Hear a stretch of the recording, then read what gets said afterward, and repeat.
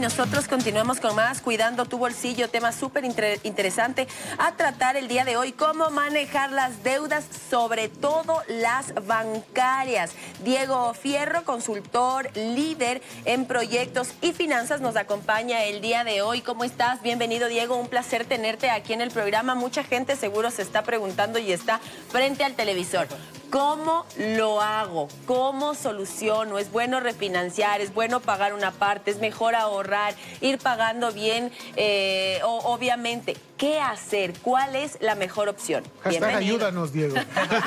Primero, muchas gracias por la invitación. A ver, entendamos primero que la deuda como tal es un instrumento, ¿no? O sea, no viene siendo ni buena ni mala. De hecho, es un instrumento necesario, ¿sí? Entonces, lo importante detrás de esto es justamente tener una planificación interna, una planificación financiera que me permita aprovecharle bien a este instrumento que finalmente el mercado, el sistema financiero lo ofrece, ¿ya? Un pequeño tip para poder hacer eso. Hay una técnica que es muy sencilla de recordarla que se llama el 50-30-20. ¿Sí? ¿De qué se trata el 50-30-20? Es básicamente destinar mis ingresos, ¿no es cierto?, en esta proporción, un 50% a cosas que son básicas, necesarias, llámese temas de salud, temas de educación, temas de alimentación. La alimentación no es salir al restaurante, ¿no?, sino la comida que tengo para la casa, etcétera, para el día a día, ¿sí? Tengo un 50% vivienda, tengo un 50% destinado para eso. Un 30% justamente para la distracción que uno puede tener, no salir al restaurante, salir al cine, comprarse ropa, etcétera, etcétera, etcétera. Y un 20% para el ahorro. Creo que en la mayoría de casos, muchas veces falta esto. Entonces, ¿por qué es tan importante como hacer esta? Una vez que yo tengo clara esta diferenciación, yo puedo saber finalmente cuando yo consumo, por ejemplo, con mi tarjeta de crédito, que es el uso más común que tiene el mercado. De hecho, como dato interesante, en el Ecuador existe un incremento de un 10% de tarjetavientes. Como ustedes han escuchado también, la banca en general ha crecido mucho en sus utilidades. Pero, por el contrario, los créditos como tal se han estancado o se mantienen en un crecimiento muy limitado. ¿Por qué entonces? ¿A qué se debe entonces este crecimiento? ¿A qué le podríamos asumir este crecimiento? Y es interés, diría yo. Sí, y de hecho sí, porque tenemos que el interés de consumo es un interés alto. O sea, hablamos de que aquí en el Ecuador, en un tasa referencial, hablamos de un 17% de consumo, que es un tema alto. Si a esto le sumamos el tema de comisiones, si a esto le sumamos que uno de los principales problemas que tenemos con la tarjeta de crédito es el pago mínimo, eso es algo súper grave, muy grave. De hecho, para que ustedes tengamos en cuenta un poquito en términos macro, hablamos que aproximadamente el 42% de los tarjetavientes pagan pago mínimo. Este pago mínimo al final del día, ¿en qué representa? Es una bola de nieve. Claro. Es una bola de nieve. Es pagar interés sobre interés en ciertos casos y no termina de no se acaba nunca. Claro. No se termina de pagar. Más o menos para que ustedes tengan una relación con estas tasas de interés que yo les comento, por cada 10 cuotas que yo pago, una de ellas es solo de intereses. Entonces es algo muy grande, es algo muy grande. Claro. Aparte que también se utiliza mucho para los diferidos, también hay otro 40% aproximadamente que son diferidos, y estos diferidos también cargan un interés bastante alto. Entonces, la recomendación es, sí, utilicemos bien la deuda, utilicemos bien el crédito, procuremos la tarjeta de crédito como es una tarjeta más de consumo, utilizarlo con pagos corrientes, ¿sí? O sea, por ejemplo, esto de ir y diferir en el Supermaxi no es para nada una buena idea. Cada mes te toca lo mismo, exacto, y claro, sigue creciendo, entonces no viene siendo una buena idea. Entonces, sí, tratemos de utilizarlo con pagos corrientes, esto no me va a generar interés, me va a generar un historial de crédito. También es bueno tener un historial de crédito, porque el crédito al final del día me va a ayudar ante una emergencia que yo pueda tener. Diego, bueno, el tema de endeudarse yo pienso lo mismo, no es algo malo, hay que sabernos de endeudar y hay que saber un montón de cosas. Cuéntanos un poquito, bueno, tengo varias preguntas, ¿no? Pero claro, bueno, de entrada, la que dijo el otro día el gordito, al momento de endeudarnos del tema del interés, pero siempre nos dicen, le vamos a hacer con la tabla francesa, la italiana, la de acá, la de por acá, la de rumichaca, la de... que en realidad, ¿cuál es la que nos funciona más y cuál es la que deberíamos tener? Es que hay tabla para todo, ¿no? Pero aquí se usa mucho la inglesa, no sé. No, bueno, hay dos tablas básicamente las más comunes, que es la francesa y la alemana. La que suele utilizarse más acá es la francesa. ¿Cuál es la diferencia entre la una y la otra? Que la francesa tiene cuotas iguales. mientras que la alemana tiene cuotas que van desde las más altas hasta las más bajas. O sea, empieza lo más fuerte y va. Ajá. O sea, eso funcionaría para una economía, digamos, mucho más estable, pero en cambio acá, que en un país donde vivimos casi del día al día. Sí, eso por un lado, sí, y siempre, claro, o sea, cuando hablamos de cuotas tan diferentes, o sea, por ejemplo, si hablamos de una cuota hipotecaria, de un departamento que puede estar valorado, te podemos haber sacado un crédito de unos, no sé, 140,000, 120,000 dólares, 130,000 dólares. Si hablamos de una tasa alemana, podemos estar iniciando con una cuota cercana a los 4,000, 5,000 dólares, de ir bajando y poder terminar en una cuota cercana a menos de 1,800, 1,000 dólares, más o menos en un periodo de tiempo de aproximadamente unos 15 años. Mientras que si tenemos una cuota francesa, viene siendo una cuota fija, donde más o menos vas a tener que pagar una cuota constante de unos 1,300 dólares, pero durante ese mismo periodo. En principio, con la cuota alemana, tú al final del día terminas pagando menos que con la cuota francesa. Pero con la francesa tienes de cierta forma un poco más de control y al menos de las primeras cuotas, exactamente, sí te va a ayudar. Normalmente aquí la más común es la francesa, la que son de cuotas iguales. Ahora, ¿qué es lo que hay que considerar en este tipo de cuotas?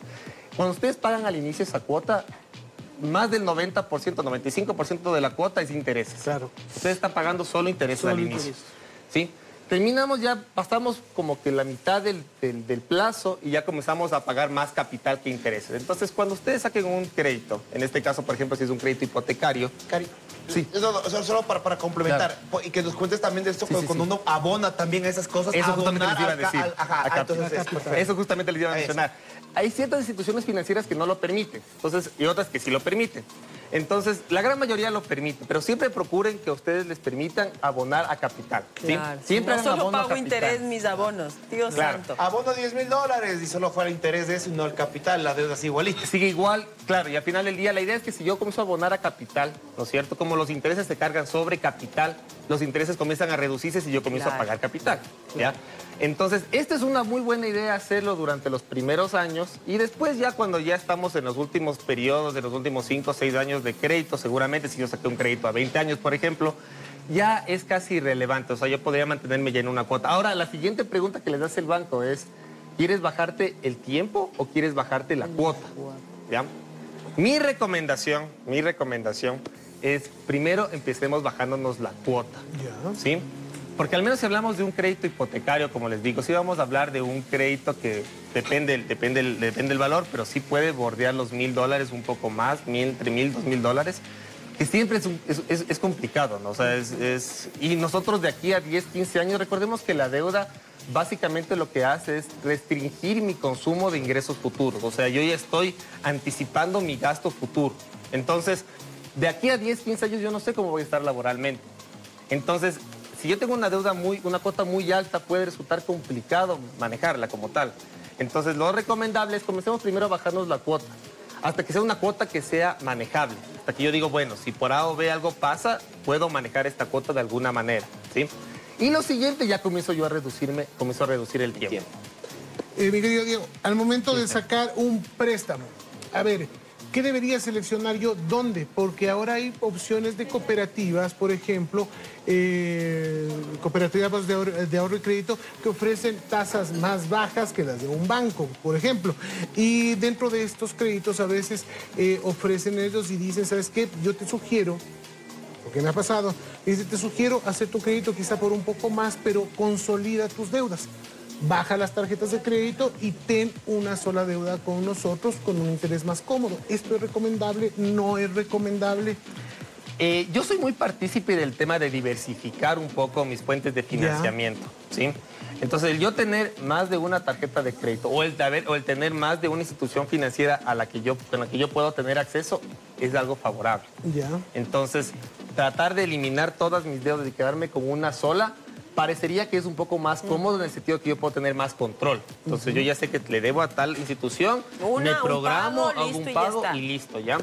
Pero si yo realmente tengo la capacidad de organizarme un poco en mis finanzas y puedo manejarme con 2 o 3 instituciones, puede ser lo más adecuado porque yo estoy diversificando mis fuentes de financiamiento. Es decir, que si por alguna razón una institución financiera está con unas condiciones que no son favorables para mí, tengo una opción B y una opción C.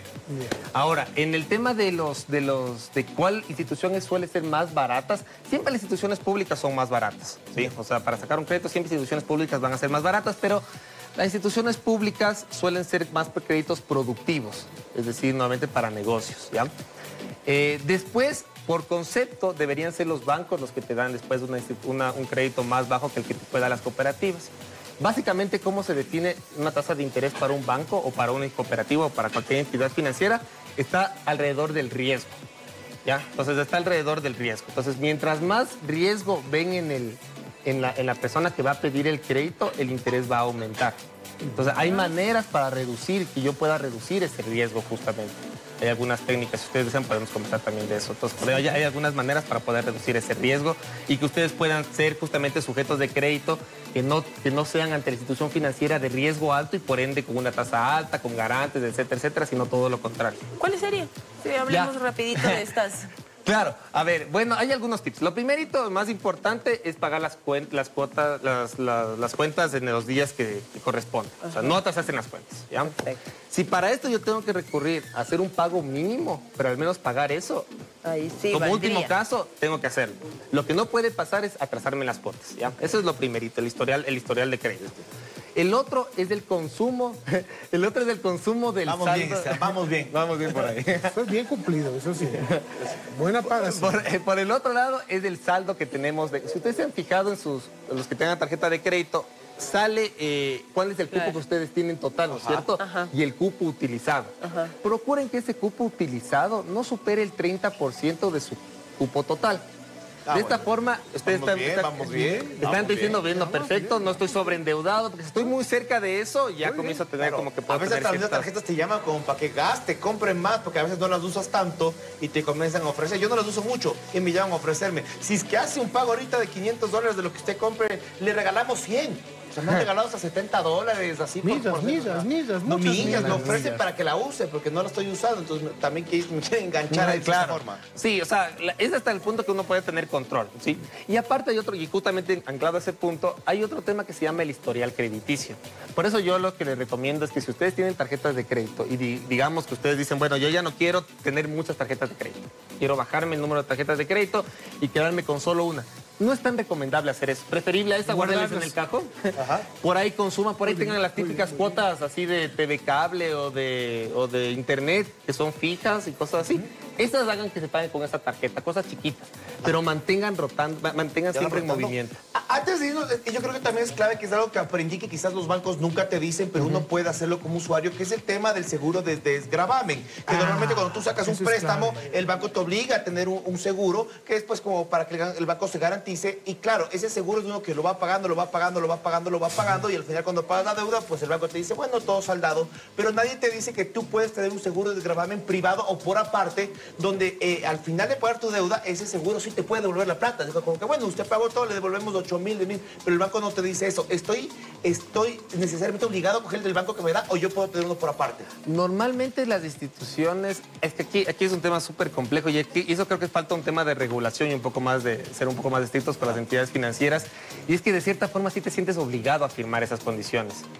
La verdad, dudo qué tan legal sea eso, pero también de cierta forma el banco sí tiene un poco la libertad, en este caso, de ofrecerte o de entregarte o no un crédito o una tarjeta de crédito. Entonces, sí, listo, si yo te pido a ti que tienes que firmar este seguro de desgravamen, listo, o sea, no es obligación, puedes no hacerlo, pero yo tampoco te voy a dar la tarjeta, porque yo también tengo como que este derecho a no hacerlo, se podría decir. Entonces, de cierta forma sí te sientes un poquito obligado a hacerlo. Claro, y hay seguros que no te devuelven al final de pagar la deuda, no te devuelven nada. Hay otros seguros que sí te devuelven por haber pagado seguro porque no pasó nada. Entonces te devolvemos del 30 o 40%. Sí. Hay diferentes puntos financieros al respecto. Claro, si tú conoces y si lo haces por privado, pues te lo devuelven. Te cuesta un poco más, pero al final de pagar la deuda te devolviéndote un poco de lo que gastaste. Perfecto, muy bien. Absolutamente. ¿Hay alguna manera, digamos, algún truco para jugar con las tarjetas de crédito? Hay gente que juega con las tarjetas de crédito, con los avances, esa cosa. ¿Existe alguna manera, digamos, legal? Sigue siendo, es algo legal, o sea, es totalmente legal. O sea, yo puedo sacar un avance y con ese avance puedo pagar la tarjeta del uno y después saco un nuevo avance, pero justamente genero eso. O sea, es que ustedes recuerden que las tarjetas de crédito, ¿cómo funcionan? ¿No es cierto? Tienen una fecha de corte y tienen una fecha de pago, ¿no es cierto?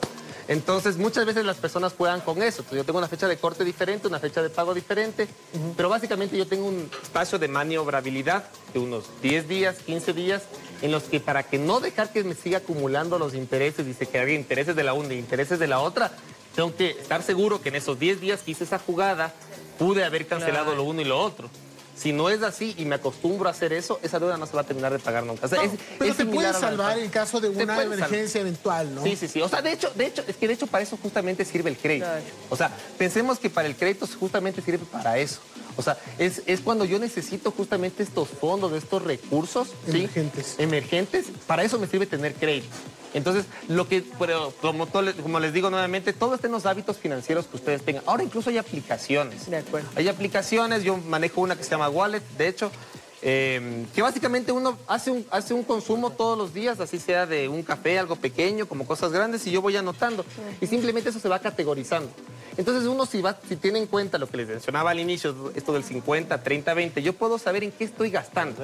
Entonces yo ya puedo tener como que ya un presupuesto, digo, listo, o sea, mi distracción me la acabé en la primera semana, listo, ahora me ahorqué de aquí hasta el siguiente mes. Es súper importante lo que tú mencionas, Diego, es la disciplina y es los hábitos que nosotros tengamos, porque si no, claro, simplemente empezamos y ya nos damos cuenta, ya no tenemos, no pagué por aquí, ya me endeudé por acá, entonces claro, sí es importante tener estos hábitos, conocer un poquito más de cómo poder hacer que sea muy simple, que tenga una tabla si tiene la posibilidad, se baja esta app, si no puede ir anotando, no importa, lo que sea, lo importante es la organización que usted tenga con sus finanzas, eso marca muchísimo. Muchísimas gracias a Diego Fierro, nos acompañó el día de hoy, es consultor líder en proyectos y finanzas.